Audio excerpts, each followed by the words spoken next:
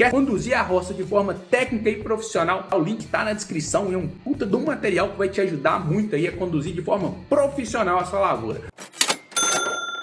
O Vinícius César mandou uma pergunta aqui. Boa noite, Matheus. Boa noite, Vinícius.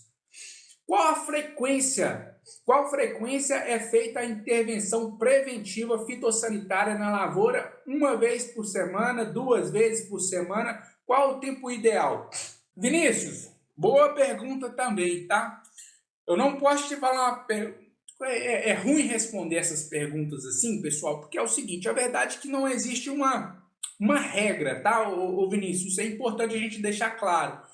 A gente tem alguns manejos aí. No programa que eu disponibilizo aí para o pessoal, que é o Mapa, eu disponibilizo 3 programas aí, que é o seguinte. Eu considero que se você vai trabalhar com a roça em regime intensivo ali, que é aquela roça que você está investindo muito dinheiro nela, uma roça que ela precisa ser produtiva, eu sugiro trabalhar aí com esses intervalos aí de aplicações aí no manejo fitossanitário de pelo menos de 5 em 5 dias, tá? Se você vai fazer uma roça ali que você está mais sozinho, vamos imaginar que você está numa área que você não tem uma pressão por praga e doença mais elevada, talvez dá para você trabalhar aí com um manejo ali de 7 em 7 dias, uma vez por semana. Aí você fica atento, vai ficando de olho na lavoura para ver se não está entrando nenhuma praga. E talvez se você está em uma condição um pouco mais apertada, você quer conduzir a lavoura e vai topar correr um risco um pouquinho maior, talvez trabalhar com pulverizações até de 10 em 10 dias. Contudo, eu quero destacar uma coisa, tá, Vinícius?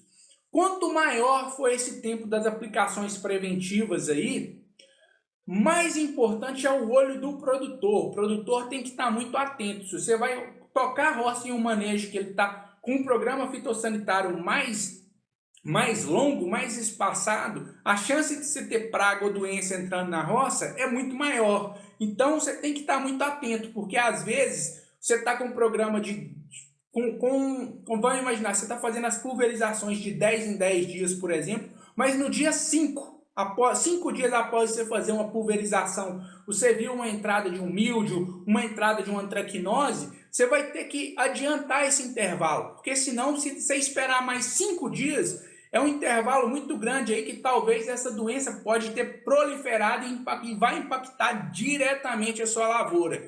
Então, é o olho do produtor que vai dizer isso aí, tá bom? Então, não dá para me te dar essa resposta tão precisa, mas eu tenho certeza que com essas 3 datas aí, de 5 dias, 7 dias e 10 dias, deu para você ter uma noção de como que funciona esse manejo fitossanitário, de como que a gente faz esse controle aí. Roça intensiva 5 em 5 dias, roça ali que você está de olho nela de 7 em 7 dias ali, e roça que você está mais apertado ali, que é uma roça que você vai deixar um pouquinho mais solta, aí você trabalha com um intervalo dos 10 dias aí. Agora, trabalhar com intervalos superiores a 10 dias aí para a cultura da melancia é muito arriscado, então eu não recomendo ninguém trabalhar com esse tipo de manejo aí não. Tá bom, Vinícius? Espero que eu tenha ajudado, meu caro. Fernando Rodrigo de Balsas, pessoal, me mandou uma pergunta aqui mas muito boa também aqui, tá? Ele perguntou o seguinte: Matheus, posso fazer adubação de base / plantio direto na fertirrigação? Ó, pergunta é boa, mas a adubação de base de plantio é aquela adubação que a gente faz antes mesmo do plantio. Poder fazer ela, você até pode, tá, Rodrigo? Mas a gente tem que entender o seguinte: a vantagem de a gente trabalhar com adubação de plantio convencional é que normalmente os produtos aí de adubação convencional, adubação de base aí, eles são mais baratos do que os adubos via fertirrigação. Então, por esse motivo, normalmente os produtores aí não fazem a utilização da adubação de base via fertirrigação, tá bom? Basicamente é isso aí. Larissa, aí na sua região você disse que trabalha com 200 kg de fósforo por hectare, mas isso vai depender do nível de fósforo no solo, ou independente do nível de fósforo no solo, você faz 200 kg. Rapaz, que pergunta boa! Essa aqui vai ser uma das melhores aqui. Larissa, excelente a sua pergunta, tá? Deixa eu me arranchar aqui que eu quero ver se eu consigo responder ela bem direitinho aqui, porque ela é uma pergunta muito boa E muita gente manda mensagem para mim aqui no canal perguntando assim, Matheus, qual que é o adubo que eu devo usar? Qual que é o melhor adubo? Qual que é isso, aquilo? E a verdade, pessoal, a gente tem que ter isso muito claro. Primeira coisa que a gente precisa entender com relação a um bom manejo nutricional é entender as condições químicas e físicas do solo que a gente vai fazer a roça, tá, Larissa? Então, é fundamental a gente conhecer o solo da gente. Muitas das vezes, você já tem um solo que ele tem boas condições de fósforo, Larissa, muitas das vezes você não precisa trabalhar com 200 quilos de fósforo. Então, a gente tem que entender isso aí. Quais são as condições locais? Você tem um solo que ele tem níveis muito bons de fósforo, a gente tem que estar atento com relação ao custo da roça também, porque um saco de mato purificado hoje está custando R$ 350, então é muito caro. Se a gente tiver a oportunidade de poder fazer um manejo nutricional específico para a lavoura da gente, a chance da gente fazer uma roça mais barata é muito maior, ou seja, a análise de solo é ela que vai caracterizar um manejo nutricional adequado com a lavoura, com o solo que você tem. Então, é muito importante entender isso aí. Vai variar conforme o solo que você tem. Tá bom, Larissa? Muito boa a sua pergunta. Gurizinho do sertão. Posso plantar alguns pés de milho no plantio de melancia? Grajaú, Maranhão. Gurizinho, muitíssimo obrigado, tá, cara? Não é a primeira vez que você tá aparecendo aqui na lavoura, né? Aqui no canal nosso, não. Eu tô falando tanto tô andando tanto de lavoura que eu tô falando só de lavoura agora. Mas, gurizinho, a pergunta sua é boa, tá? Agora depende, tá? Se você for conduzir um manejo comercial, eu lhe sugiro que você não plante. Porque o que acontece? A gente tem que entender as condições de manejo. Se você vai tocar uma roça comercial, que você vai precisar passar um pulverizador no meio dela ali, o milho ele vai atrapalhar a sua pulverização, além também de atrapalhar um pouquinho ali as condições, tanto de nutricionais ali, que ele vai ter essa competição por adubo, sinal cair um pouquinho aí. Então, além também da questão solar, muitas das vezes ele pode interferir ali no pouquinho do sol, tá? Então a melancia ela é bem exigente com relação a uma boa condição de sol nela ali. Então, isso faz toda a diferença. Agora, se você vai fazer uma roça pequenininha, que você vai trabalhar só com bomba costal, você plantar alguns pés espalhados ali entre a melancia, ele possivelmente não vai te atrapalhar, tá bom? Ele não vai ser um problema para você, mas aí você tem que estar atento também com o manejo desse milho, tá? Fica atento aí para você não deixar a praga que possa entrar no milho aí, para depois esse milho acabar sendo uma porta de entrada para trazer praga para sua lavoura de melancia. Praga e, obviamente, doença também, tá bom? Mas depende do seu manejo aí, é possível de se fazer assim. Muita gente trabalha com plantios consorciados de melancia, com milho aí. Mas eu destaco, são sempre pequenos produtores. Em plantios comerciais, normalmente esses consórcios não funcionam muito bem, especialmente por causa dos manejos como que eu vou falar? De pulverização, tá bom, gurizinho? As pulverizações ficam muito... Como que eu vou falar? Atrapalha muito a pulverização se a gente tiver um milho ali no meio da roça ali. Magno Santana. Magno tá sempre aí com a gente, né, Magno? Valeu, cara. Muitíssimo obrigado aí, tá? Olá, Matheus. Você corta a irrigação quantos dias antes da colheita?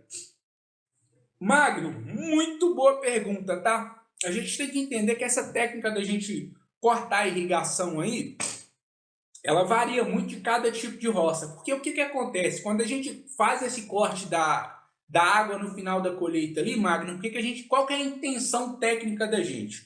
A intenção é justamente para que a gente force a maturação e a gente aumente o Brix da planta ali. Uma vez que você corta a água ali também, ela tende a aumentar o doce da planta. Não vou entrar na parte tão técnica aqui, mas de uma forma grosseira, basicamente é isso que acontece. Isso, Magno, vai variar de acordo com as condições especificamente de solo sua, tá? E obviamente também as questões climáticas aí, porque se você deixa a melancia pegar uma condição ali de muito sol e você cortou a água dela toda ali, você pode ter alguns probleminhas também. Então, varia de caso para caso, mas normalmente ali a gente já começa a reduzir um pouco a irrigação ali, as roças nossas aqui, especialmente com a Manchester, a gente começa a cortar água ali aproximadamente no dia 70, para iniciar a colheita ali próximo do dia 77, 78, talvez até 80. Mas é importante destacar uma coisa, tá, Magno? Muitas das vezes eu não corto 100% da água, a gente corta 50%, 80%, depende das condições, fica um pouquinho no visual, tá bom? Melancia Top Gun é uma boa opção de plantio? Rapaz, que pergunta legal também. Pessoal, eu já falei algumas vezes aqui no canal também. A variedade Top Gun, embora ela seja uma variedade mais antiguinha da Syngenta aí, a gente não pode desprezar ela não, tá? É uma variedade muito produtiva, muito comercial. Ela tem algumas peculiaridadezinhas que por isso a turma dos grandes produtores não gostam de plantar ela, e eu vou falar o motivo aqui. Ela tem um ciclo mais curto do que o da Manchester, ela é uma variedade, ela tem mais brix do que a Manchester, ela costuma dar doce melhor, e ela produz frutos um pouquinho menor do que a Manchester também, tá? Eu estou usando a Manchester aqui como base de comparação, porque a Manchester hoje é a melancia que a gente tem, que é líder de mercado aí, e uma das mais utilizadas nos plantios comerciais. Contudo, é o seguinte, a Top Gun, para o produtor que é pequenininho, o cara que vai plantar uma roça pequena, ela pode ser muito melhor do que a Manchester, e eu vou explicar o porquê que eu vou falar isso aqui, o porquê que eu penso e o porquê que eu penso isso. É o seguinte, o desenvolvimento inicial da melancia Top Gun, ela é muito mais vigoroso do que o da melancia Manchester. Então, para o produtor que é pequeno ali, que muitas das vezes não vai dar uma atenção tão especial para a roça, a condução da melancia Top Gun é muito mais fácil do que a condução da melancia Manchester. Então, a gente precisa estar muito atento com relação a isso aí. E como você vai fazer uma colheita pequena, então normalmente a Top Gun ela pode ser mais viável para o pequeno produtor do que a própria Manchester. A Manchester, por que o grande produtor gosta tanto dela aí? Porque além dela ser muito produtiva, e de fato ela é mais produtiva do que a Top Gun, ela tem uma tolerância a transporte e uma tolerância de, como que eu vou dizer, de tempo de mercado maior do que o da Top Gun. Ou seja, na hora de você vender, a Manchester é um pouco mais bem aceita nos grandes centros. Agora, se você tem a melancia Top Gun para você vender na cidade ali, um caminhão ou dois, uma quantidade um pouco pequena, um pouco menor, ela é tão bem aceita quanto a Manchester, e muitas das vezes ela tem um manejo mais simplificado, além de ter um ciclo menor. Então isso aí é importante a gente destacar. Eu, para pequenos produtores e produtores iniciantes, recomendo muito a Manchester, mesmo ela, a Manchester não, tá? A Top Gun, mesmo ela sendo uma variedade mais velhinha aí, tá? Gosto muito da Top Gun, uma excelente variedade. Diego Batista, a pergunta do Paraguai aqui, hein? Essa aqui eu vou me esforçar para responder do tamanho da distância, tá, Diego? Vamos lá, deixa eu ver aqui. Matheus, aqui no Paraguai, tá marcando agora em julho, mínima de 13, máxima de 25. Tô querendo plantar melancia amanhã. O que você acha dessa temperatura? Eita, corajoso, hein, Diego? Agora, você falou que você está escolhendo a variedade Liverpool, tá? Excelente variedade, tá, Diego? Agora, essa temperatura aí é o seguinte, se ela não abaixar abaixo dos 13, pode ser que sua roça vai ir bem, tá? Agora o risco aí, Diego, é o seguinte, temperaturas abaixo de 14 graus para melancia de modo geral é sempre problemático. Então, você está falando que você tem uma mínima de 13 aí, dá para correr o risco, tá? Não vou falar que é muito arriscado você plantar, mas você precisa entender isso aí.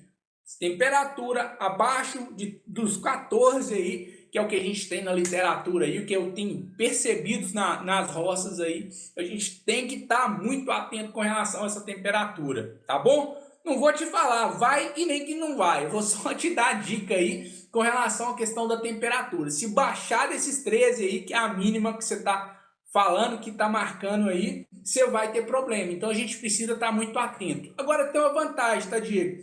Pode ser que vai atrasar um pouquinho a sua germinação aí. Agora o problemão mesmo da gente pegar essas temperaturas abaixo de 14 graus é justamente na florada, tá bom? Então você tem que estar atento com relação a isso aí. Pegou essas temperaturas aí abaixo de 14 graus na florada, muito provavelmente você vai ter um impacto muito sério na produtividade da lavoura. Volney, não vou falar seu segundo nome aqui, que é difícil demais, tá, cara? Não vou saber falar, não vou pronunciar corretamente, então vou chamar só de Volney. Obrigado por estar acompanhando a gente aí, você está sempre participando das nossas lives aí, fico muito agradecido. Matheus, existe algum produto para passar por cima da melancia para não queimar? Aqui o sol castiga, tampar com papel dá muito trabalho. Volney, existe sim, tá? O pessoal chama de... Na região eles chamam de caulim, tá?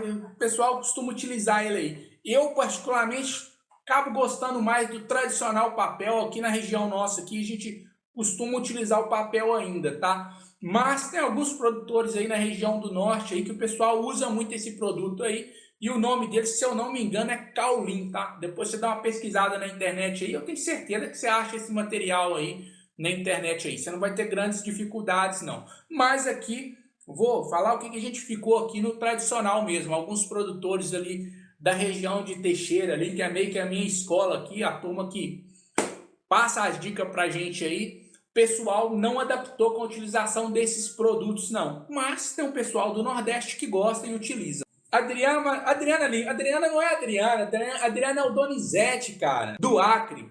Muito obrigado, você é o melhor profissional da melancia. Estou com 13 milheiros no gotejamento. Cara, é top.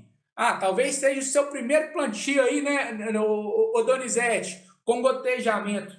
Cara, não sei se a sua pergunta aí é com relação à irrigação, mas eu vou discorrer um pouquinho disso aí, que foi o que eu entendi da sua afirmação aí. Você está com 13 mil pés aí, já é uma rocinha de um tamanho considerável, né? Se você estiver plantando com espaçamento aí de 3 para 1, aproximadamente uns 14 mil pés aí, né? 14 mil pés? Não, 4 hectares? 4. É mais ou menos uns 4 hectares, dependendo um pouquinho do seu espaçamento.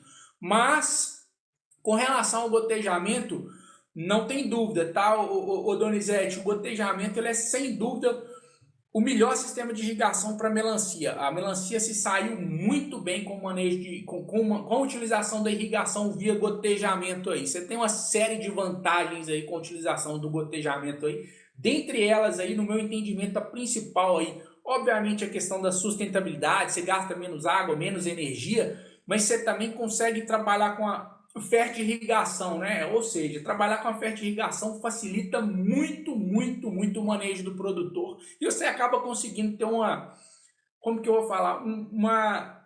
precisão muito maior na hora de conduzir a nutrição da safra. Deixa eu ver aqui. O Elton Guedes de Oliveira. Quantos dias antes do plantio devo preparar as covas? Elton, muito boa a sua pergunta também. Depende, tá? Depende do tipo de preparo de solo que você vai fazer nessas covas aí. Principalmente o seguinte, se você vai trabalhar com a condução de algum esterco aí que não é curtido, você vai precisar de pelo menos uns 10 dias aí para você não ter problema aí com plantios em cima de esterco cru.